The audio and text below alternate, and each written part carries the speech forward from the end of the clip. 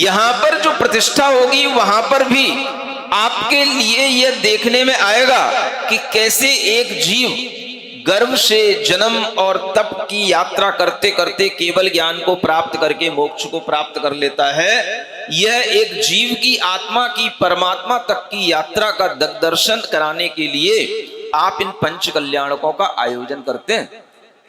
और यह पंच कल्याणक आपके सामने जब आते हैं तो आपको ज्ञान भी देते हैं, विधि विधान से आपकी क्रियाओं की प्रति एक श्रद्धान भी बनाते हैं, और उसके साथ साथ आपके मन के अंदर एक संस्कृति के प्रति एक दृढ़ता का भाव भी आता है, प्रभावना का भी कार्य होता है। इन सब कार्यों के साथ साथ आपका ज्ञान सुचारू रूप से काम करना चाहिए। अगर आपका ज्ञान सही काम करेगा तो आप सब चीजों को सही ढंग से समझते जाएंगे, करते जाएंगे। सबसे बड़ी चीज क्या है? ज्ञान है।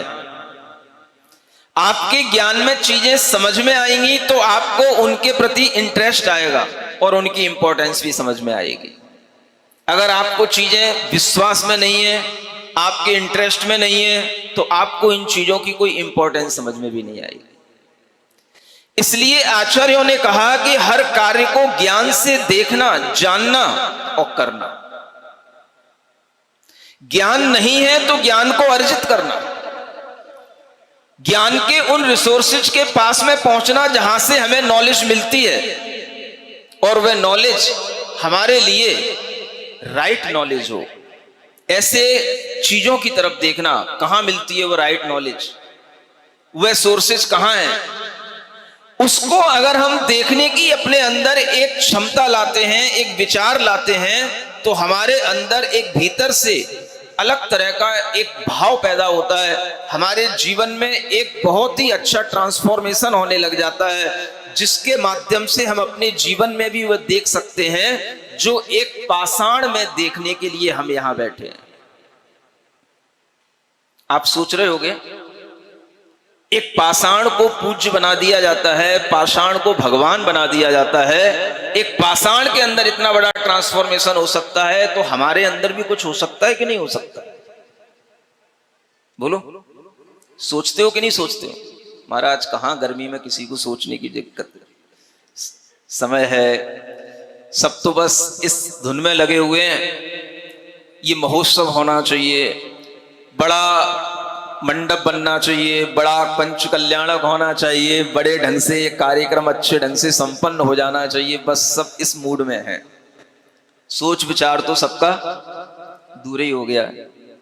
क्या होने वाला है, क्या होगा, कैसे होगा, ये सब सोच विचार आपके लिए चिंता का भी विषय हो सकता है, और ये आपके अंदर एक ईगरनेस का ही विषय हो सकता है। आपके अंदर एक उत्सुकता हो कि हाँ, इसमें क्या होता है।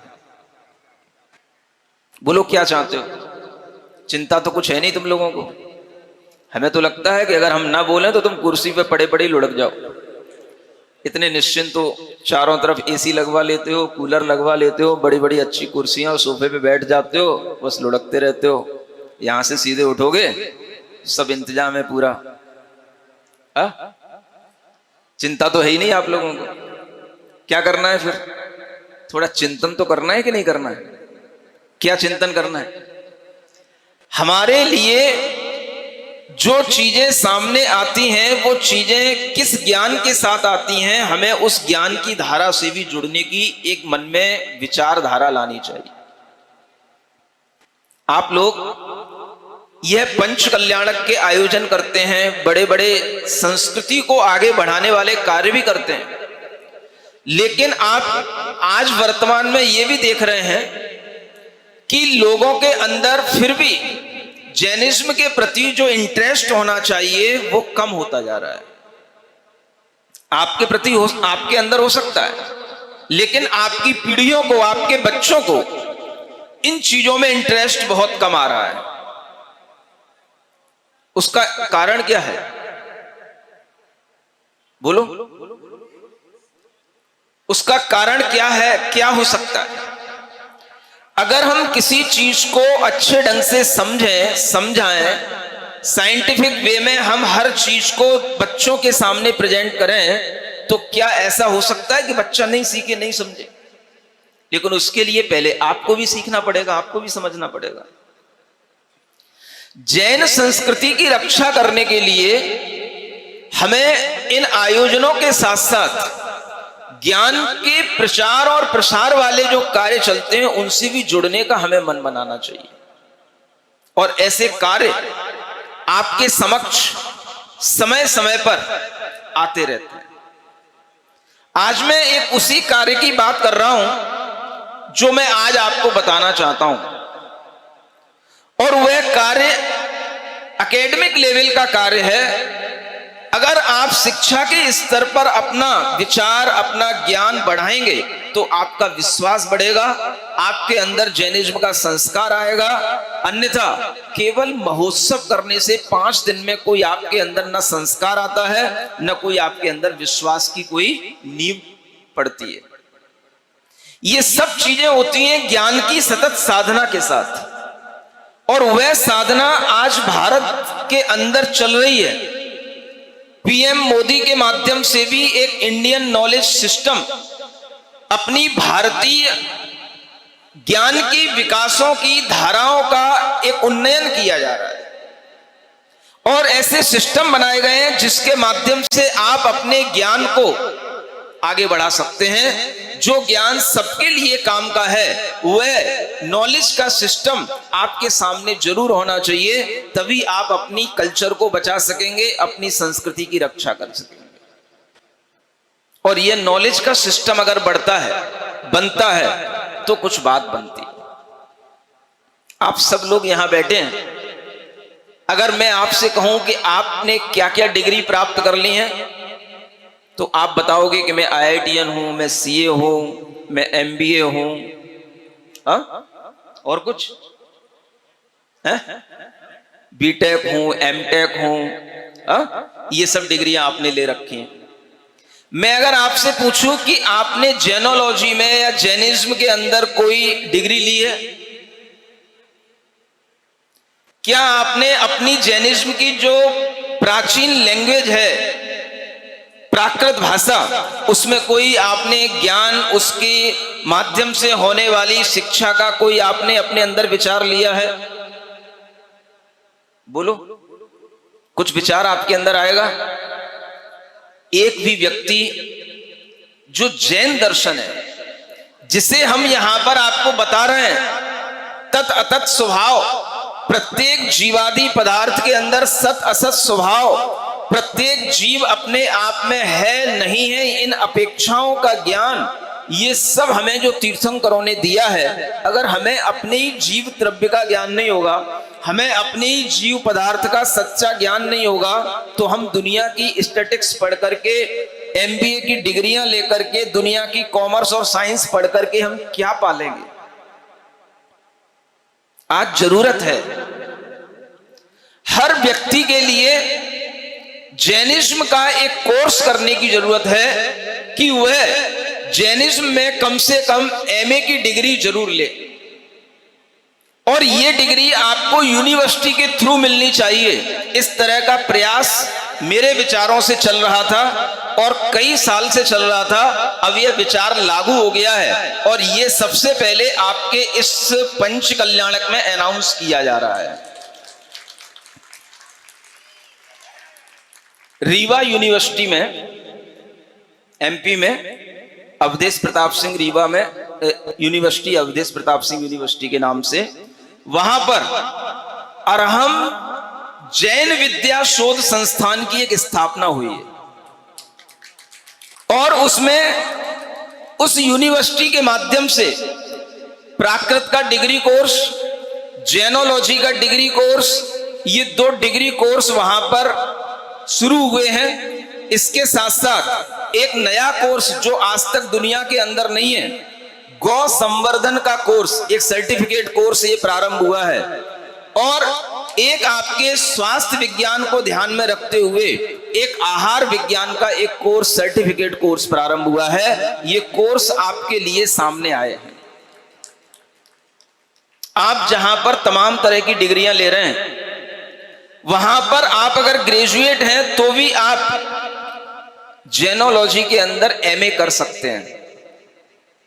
आप घर बैठे इस तरह की अगर थोड़ी सी नॉलेज के सिस्टम से जुड़ेंगे और अपनी नॉलेज को इस तरह से एकेडमिक लेवल पर बढ़ाएंगे और यूनिवर्सिटियों में आपके नाम नॉमिनेट होंगे, तो आप इस जैन दर्शन को बहुत ऊंचाइयों तक पहुंचा पाएंगे।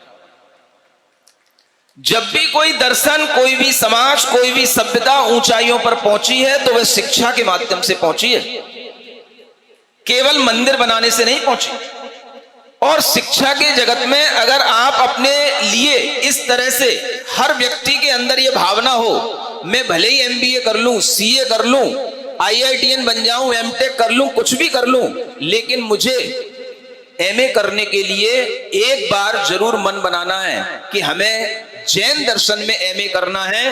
ये 2 साल का कोर्स होता है और ये हम घर बैठे बैठे ऑनलाइन ये कोर्स कर सकते हैं। केवल आपको हो सकेगा तो परीक्षा के लिए देने जाना पड़ेगा, अदरवाइज अगर वो भी कंप्रोमाइज हो जाएगा तो उसकी भी व्यवस्था बनाई जाएगी।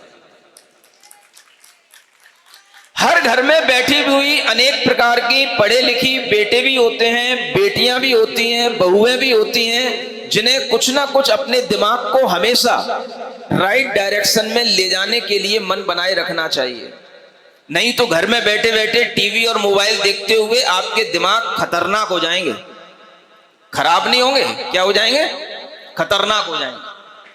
क्योंकि जो चीजें आप देखते हो वो सब खतरनाक होती हैं, और वह खतरा आपके दिमाग में अगर आएगा तो आपके परिवार पर आएगा, आपके घर के अंदर आएगा, और इस तरह से आपके जीवन में अनेक प्रकार के संकट दिखाई देंगे।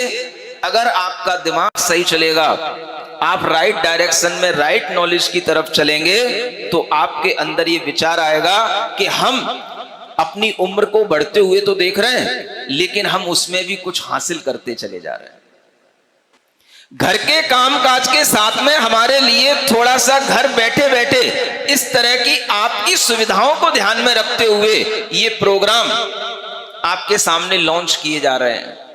और आज इस पंच कल्याणक में शुभ अवसर पर सबसे पहली बार आपके लिए इस जैनिज्म की एजुकेशन के साथ में जुड़ने के लिए, और वो भी आपको यूनिवर्सिटी की डिग्री के साथ आपको जुड़ने के लिए ये प्रोग्राम आपको बताया जा रहा है। क्योंकि आपको लगता है अगर मैंने 2 वर्ष का कोर्स किया, या हमने बीए एमए बीए भी है उसमें, आपने अगर मान लो 5 वर्ष का वह कोर्स किया, हमें डिग्री मिलेगी, वो वैलिड होगी कि नहीं होगी?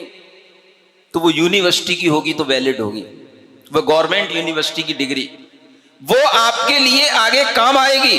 और अगर आप आगे चल करके किसी भी तरह से कोई और अपना जॉब आदि का भी काम करना चाहेंगे, अपने लिए उसमें प्रोफेशन भी ढूंढना चाहेंगे, तो वो भी आपको समय समय पर उपलब्ध कराया जाएगा, मिलेगा।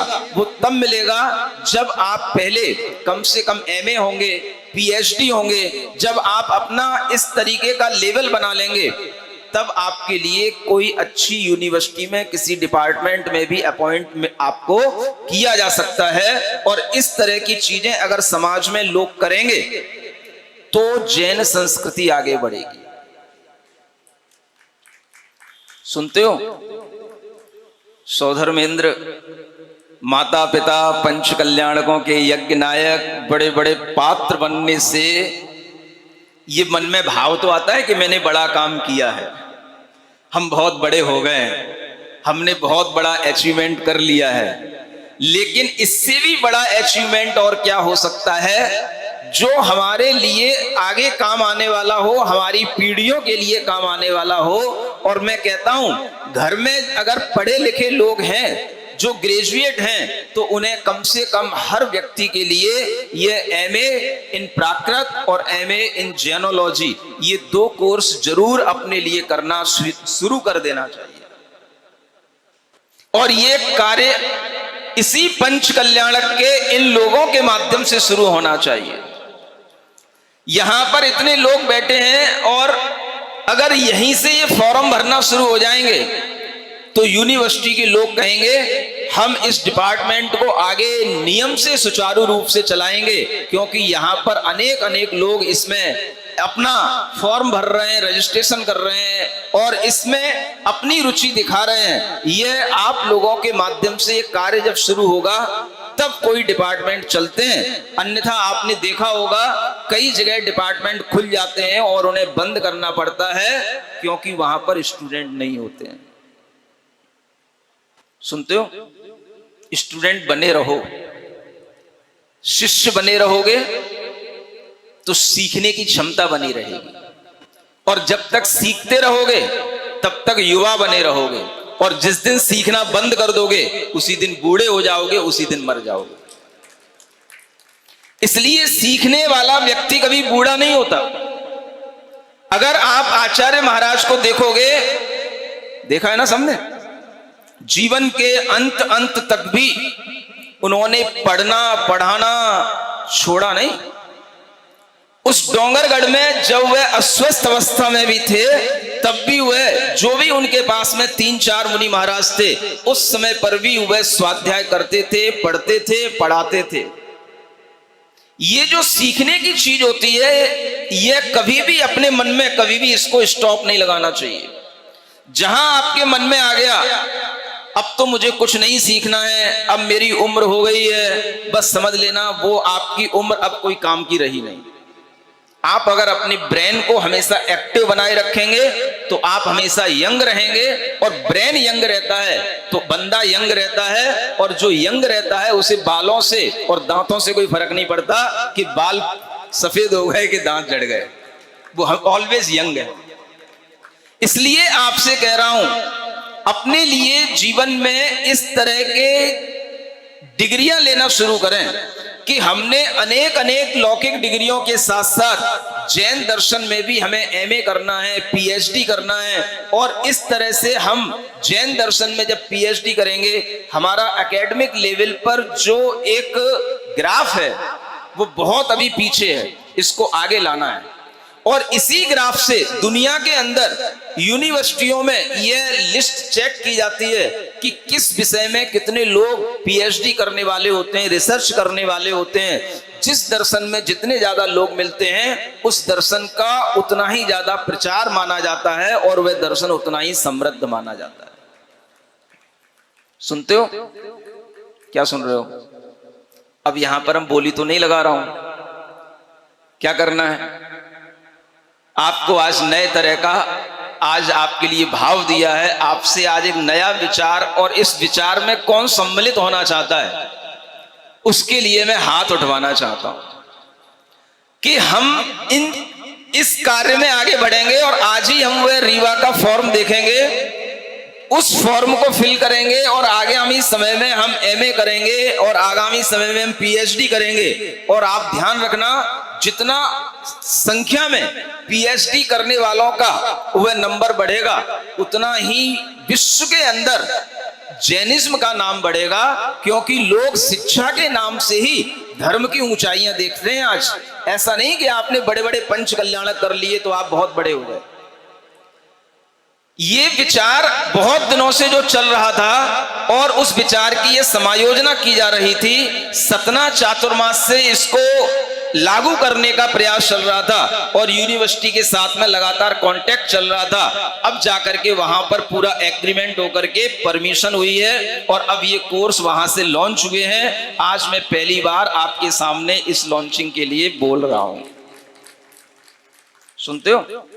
ये भी अच्छा अवसर है ना, भगवान के पंच कल्याणक के अवसर पर जैन संस्कृति को और समृद्ध बनाने के लिए, इंडियन नॉलेज सिस्टम को और स्ट्रॉन्ग बनाने के लिए हमारा उसमें कंट्रीब्यूशन इस तरह से जरूर होना चाहिए। और हमें अपने लिए भाव करना चाहिए कि हम जरूर जो कोर्स डिजाइन हुआ है उसको पूरा का पूरा एक बार अपनी स्टडी में लाएंगे और हम एग्जाम भी देंगे, चाहे वो एग्जाम ऑनलाइन हो चाहे ऑफलाइन हो, वह अलग बात है। हम घर से बाहर भी कई बार ट्रिप लेकर के जाते हैं कि हमें घूमने जाना है, किसी काम से जाना है, हम 2 दिन के लिए 4 दिन के लिए कहीं पर जाकर के इस तरह से भी इस समय निकाल सकते हैं और हम ये काम करके जैन दर्शन का नाम विश्व के अंदर आगे बढ़ा सकते हैं। पंच कल्याणकों से तो आपका नाम केवल आपकी समाज तक रहेगा, लेकिन अगर आप जैन दर्शन में एमए पीएचडी करेंगे तो विश्व के अंदर जो बड़ी बड़ी यूनिवर्सिटियां हैं उनके जो कैटलॉग होते हैं उनमें जैन दर्शन के इन विषयों पर पीएचडियां हुई हैं।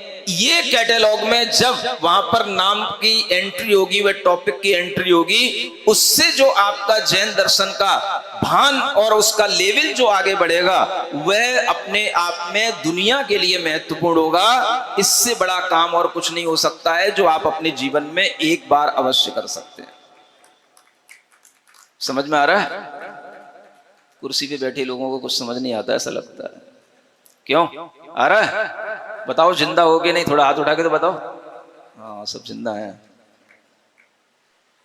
तो ये काम चाहे आप करो, चाहे आप अपनी बेटियों के लिए करवाना, बेटों के लिए करवाना, बहुओं के लिए करवाना, इसको घर बैठे हर कोई कर सकता है। पति पत्नी मिलकर के भी कर सकते हैं। और इस तरह से हमें जैन संस्कृति को आगे बढ़ाने के और भी जो आयाम चल रहे हैं, इन आयामों में हमें शामिल होते रहना है। ये हमारी बुद्धि अगर सही दिशा में चलेगी तो भगवान का जो ये नाम है सुविधि, ये नाम हमारे लिए चरितार्थ होगा। विधि का मतलब कर्म भी होता है। विधि माने क्या होता है? कर्म। हमारे कर्म अच्छे होंगे। भगवान सुविधिनाथ यही कह रहे हैं कि आप अगर अच्छे कर्म करेंगे, आपके भीतर अच्छे कर्मों का बंधन होगा, तो उसके फल से आपको इतने अच्छे फल मिलेंगे कि उनका दूसरा जो नाम है वो चरितार्थ होने लगेगा। क्या नाम है? पुष्पदंत। मतलब जिनके दांत पुष्प की तरह, फूल की तरह खिल रहे होते हैं, उन्हें भगवान पुष्पदंत कहते हैं। दिखाओ अपने दांत। एडवर्टाइज आता ना लाल दंत मंजन का, बेटा दिखा अपने दांत। अपने आप के मुख को अगर खिलता हुआ देखोगे, अपने दांतों को भी पुष्प की उपमा के साथ में अगर कभी महसूस करोगे, तो वह तभी होगा जब आपको भीतर से एक संतोष होगा। हमने अपने जीवन में न केवल धन अर्जित किया, केवल हमने परिवार नहीं बढ़ाया, केवल हमने संसार नहीं बढ़ाया, हमने अपने जीवन में धन के साथ साथ जैन धर्म का संस्कार भी संजोया है। हमने अपने जीवन में जैन दर्शन का ज्ञान भी लिया है। यह विचार जब आपके अंदर आएगा तो आपको जो संतोष मिलेगा उसी से आपका मुख खिलेगा, आपके दांत खिलेंगे और आप भगवान पुष्पदंत को हमेशा याद रखोगे। सुनते हो? तो क्या करना है? भगवान का गुणगान भी करना है और भगवान ने जो हमें ज्ञान दिया है उसको अपने अंदर प्राप्त भी करना है। आज दुनिया में गौ संवर्धन को लेकर के भी बड़े बड़े काम हो रहे हैं, लेकिन आज तक गौ संवर्धन को लेकर के कोई भी कोर्स डिजाइन नहीं हुआ। वह कोर्स भी इस टीम के माध्यम से डिजाइन किया गया है, वो सर्टिफिकेट कोर्स है। और गौ संवर्धन का यह कोर्स भी दुनिया में अनेक अनेक जगहों पर लागू होने के लिए आप लोग तैयारी कर सकते हैं, ताकि अनेक अनेक जो गौशालाएं चल रही हैं उन गौशालाओं में भी पढ़े लिखे लोग हों। लेबरों से काम लेबर के लेवल का होता है, लेकिन अगर आप किसी भी चीज का मैनेजमेंट करना चाहते हैं तो आपको उसके विषय में पूरी नॉलेज होनी चाहिए। और कैसे उन गायों का संवर्धन होता है, विकास होता है, उनके प्रोडक्ट को हम कैसे आगे बढ़ा सकते हैं और कैसे वह पंचगव्य आदि का हम उपयोग कर सकते हैं, इन सब के बारे में जानकारी जब आपके पास में होगी तो वह भी आपके लिए एक कहीं ना कहीं रोजगार का भी विषय बनेगा और उसके माध्यम से भी अनेक अनेक लोग रोजगार ले सकेंगे, सफल हो सकेंगे। यह भी आपके लिए एक नई चीज सामने आएगी। और एक आहार विज्ञान का कोर्स है जिसे जानना बहुत जरूरी है। क्या खाएं, क्या ना खाएं, कब खाएं, कितना खाएं, कैसे खाएं, क्यों खाएं।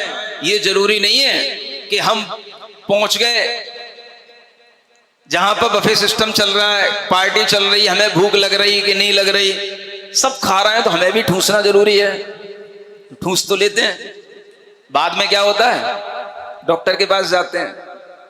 ये भी जानना जरूरी है, क्यों खाएं, कब खाएं, कैसे खाएं, कितना खाएं, क्यों खाएं। और ये सब आहार का विज्ञान अगर आपके दिमाग में रहेगा तो आप अनेक अनेक बीमारियों से भी अपने आप को बचा सकेंगे। ऐसे सर्टिफिकेट कोर्स भी घर बैठे आप कर सकते हैं। ये चीजें आपके ज्ञान में लाने के लिए आज मैं समझता हूं कि इस पंच कल्याणक की सबसे बड़ी मंगलमय भावना यही है कि आज यहाँ पर इस तरह के 4 कोर्स को जो आपके सामने लॉन्च किया जा रहा है, यही इस पंच कल्याणक की मैं सबसे बड़ी सफलता समझता हूं। आप लोग अपने मन में इस तरह से एजुकेशन से, जैनिज्म के एजुकेशन से अपने आप को जोड़ने का विचार रखें, क्योंकि आप सब पढ़े लिखे लोग हैं, लिटरेसी में सबसे ज्यादा नंबर आपको मिलते हैं, लेकिन आप खुद जैन धर्म से अनभिज्ञ रहते हैं। तो जैन दर्शन को अच्छे ढंग से जानने के लिए आपको यह कार्य भी करना है और इधर भगवान का गुणगान भी करना है। एकांत दृष्टि प्रतिषेधि तत्वम प्रमाण सिद्धम तदतस्वाव त्वया प्रणीतम सुविधे। हे सुविधिनाथ भगवान, आपने यह कहा स्वधामना। कहां से कहा? भगवान के अंदर जो केवल ज्ञान प्रकट हुआ, उनके अंदर जो अपना ज्ञान का तेज था, उस तेज के माध्यम से, उस ज्ञान से भगवान ने तत्व बताया और इसीलिए वह तत्व प्रमाण से सिद्ध है। मति ज्ञान, श्रुत ज्ञान से हमारी सिद्धि करने में आता है और किसी भी तरह से बाधा को प्राप्त नहीं होता है। नैतत् समालीड़ पदम त्वत् अन्यई। हे भगवान, जो आपसे अन्य लोग हैं, एकांत बौद्धवादी होते हैं, न्यायिक होते हैं, सांख्यवादी होते हैं, ये सब आपके इस पद का, इस ज्ञान का, इस पदार्थ का आनंद नहीं ले सकते।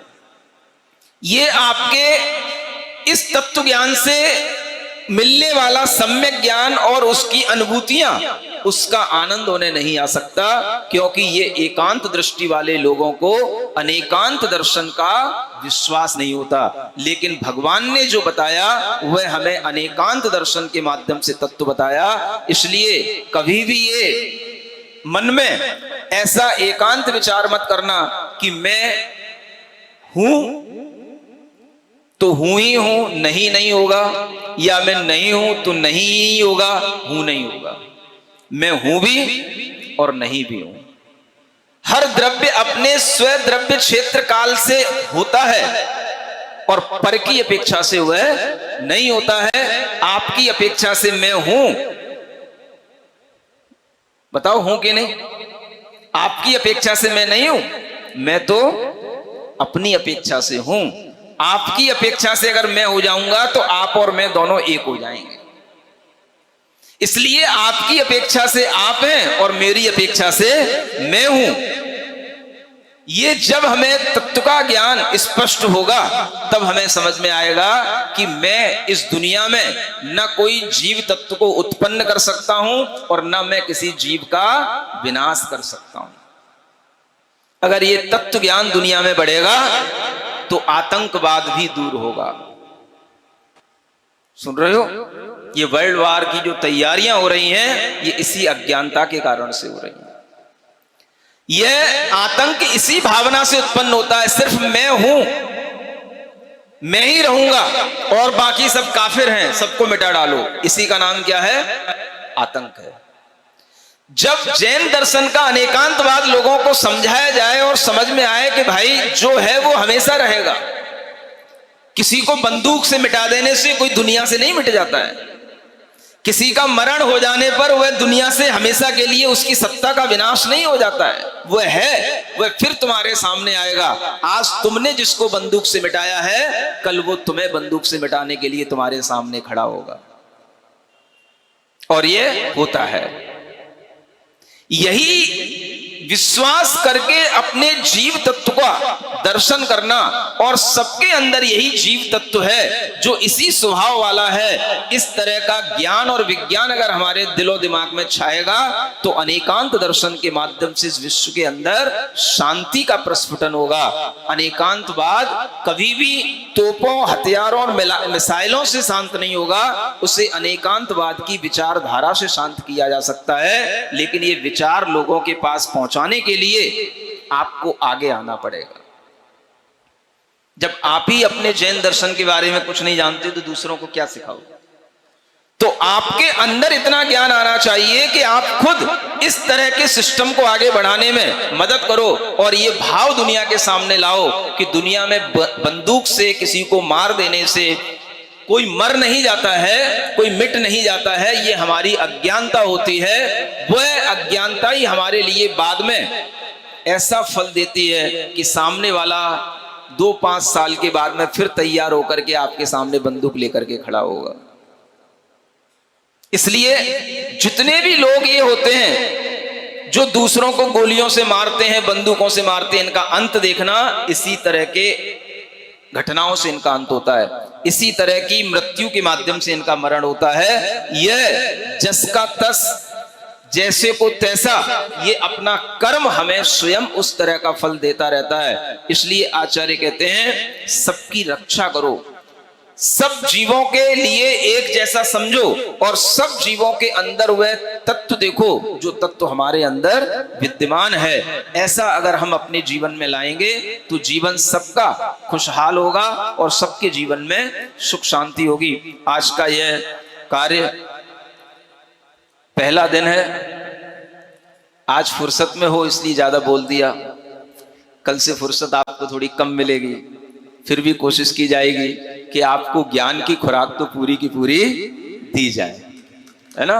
क्योंकि इसके बिना तो तुम मरे हुए से हो गए, और मरे हुए हैं महाराज अभी तक। तो अगर हम थोड़ा सा अपने आप को जिंदा महसूस करेंगे तो इसी ज्ञान से महसूस करेंगे, इसी का नाम चेतनता होती है। इसलिए आज इस मंगल कार्य की शुरुआत में इस मंगल गान को भी हम जरूर करें, जो हर कार्य की सिद्धि से सबसे पहले किया जाता है। क्या करते हैं? ओम अरहम, ओम अरहम, ओम अरहम बोल, ओम अरहम। सभी कार्य की सिद्धि से तू पहले इसको बोल, सभी कार्य की। ओम अरहम नमः, ओम अरहम नमः, ओम अरहम नमः। ओम। जिसने भी यह मंत्र पढ़ा, जिसने भी यह दुख सारा ही दूर किया, दुख सारा ही, जिसने भी इसको ध्याया, सुख का पारावार लिया, सुख का। इसकी महिमा, इसकी शक्ति, इसकी महिमा नहीं सका कोई तौल। ओम अरहम, ओम अरहम, ओम अरहम नमः, ओम अरहम नमः, ओम अरहम नमः, ओम अरहम नमः। बोलिए महावीर भगवान की।